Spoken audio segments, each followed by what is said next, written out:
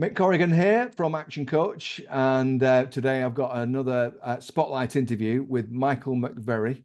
Michael McVerry is the Managing Director of Buzz Education. So delighted to meet you, Michael. Welcome and you along. too. Thank you. So kick off and tell us a bit about Buzz Education. Yeah, thanks, Mick. So we've been trading for probably about 18 years, something like that now.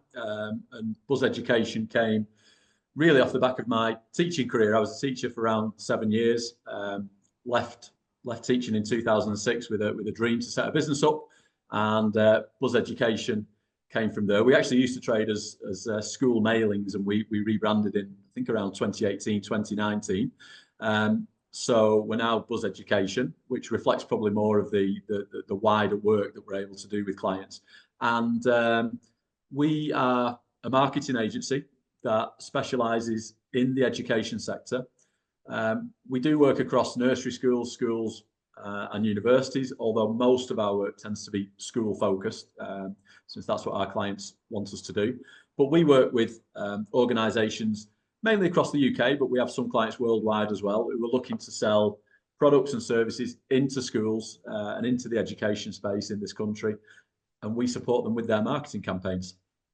So Buzz Education, where did that name come from?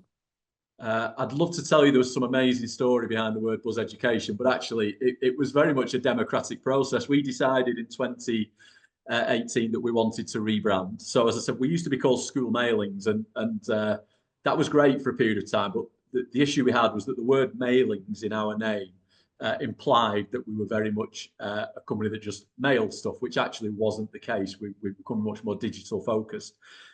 So we decided to rebrand. And we, as I say, it was a democratic process. So we had a number of meetings in the office here. The staff were all invited to step forward with their ideas of what they wanted to call the business moving forward. My choice was Ed Connect. That was the name I wanted to call the business. But I was outvoted. And Ed for Education, obviously. Of course, yes, Ed for Education.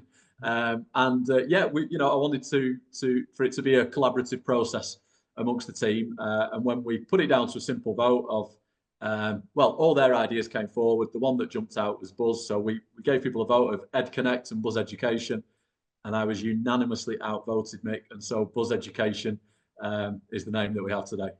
I love that you've got people with better ideas than you around here. Everybody here's got better ideas than me. I learned that a long time ago. So you're creating a buzz by the sounds of it anyway. That's the main thing. Yeah, I think so. And that's, we probably don't play on the name that much, actually. But, that was the idea, that we were trying to create a buzz around education marketing and the work that we do with clients. And hopefully the clients we work with, that comes across in terms of the creative work that we're able to do for them. So it's a niche proposition, which I love. But I guess there are other organisations out there that you're competing with. What would you say differentiates Buzz Education from the other options that might be out there for suppliers going into schools and colleges and nurseries? Yeah, so as you said, we are really niche. There's maybe 3 or 4 organisations in the UK that do what we do, all with their own slight variations. I think for us, there's a couple of things really that come out. We have really key values here as a business that we try to work towards, and one of them is about being very customer focused.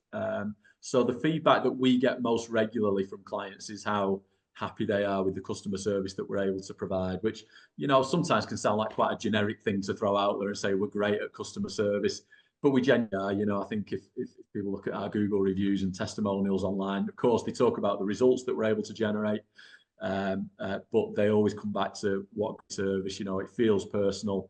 The thing I talk to my team about all the time is making clients feel like they're the most important person in the world to us. So the customer service, actually.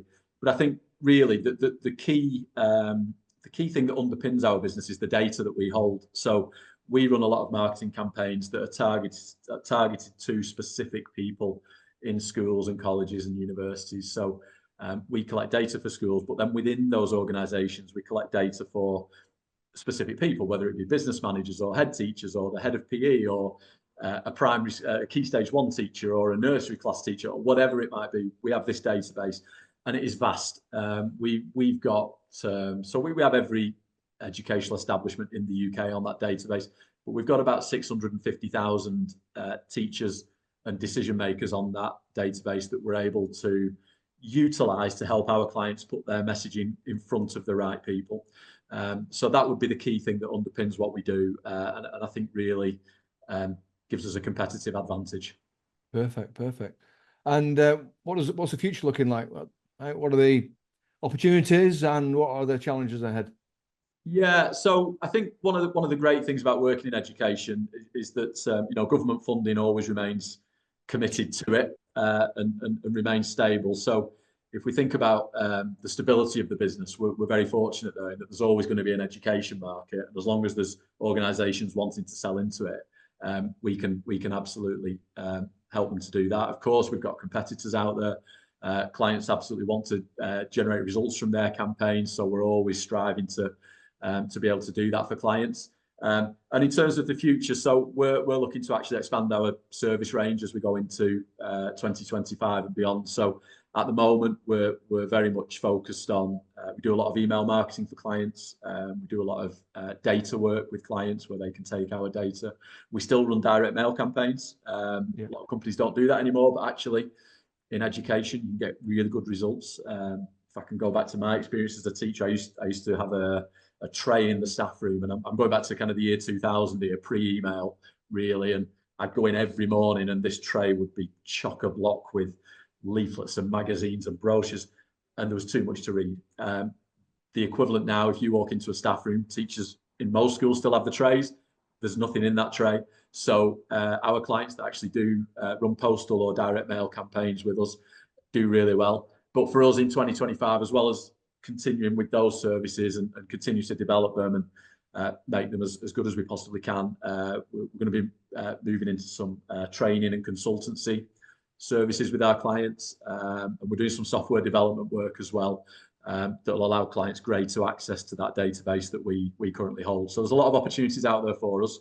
The team here already know what our plans are for 2025. They've been given the numbers, the KPIs, everything that we're striving towards, and we've actually started the work now ahead of that. Brilliant. Sounds like a great year ahead. I hope so. Yeah. So along the journey that you've had, Michael, what have been the learnings that you've picked up along the way?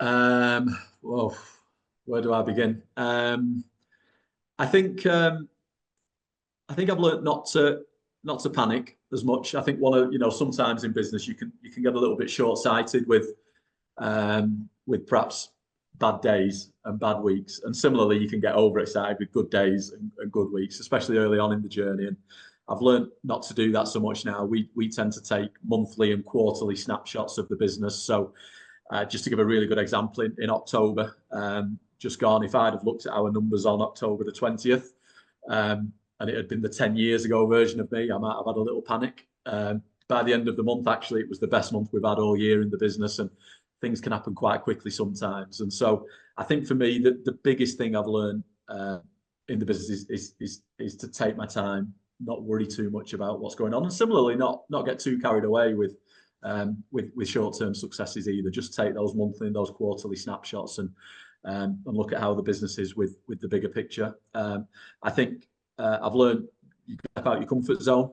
I think there's a world of opportunity out there when you're prepared to just put your neck out there and just see what else is going on. And it's difficult sometimes. We all like to work in our comfort zone, but when you can get out of your comfort zone, there's so many opportunities that exist. So that's something else that I've learned.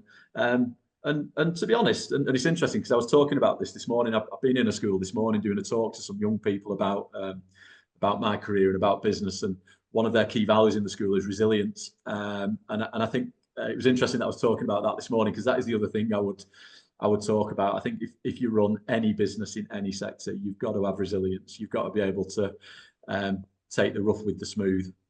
Understand that you're going to get criticism. You're putting yourself out there to be criticised. We get difficult feedback sometimes from clients.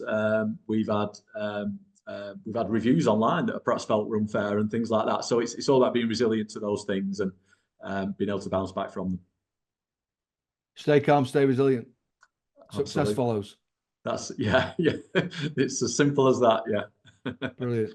Great insight, Michael. Thank you very much.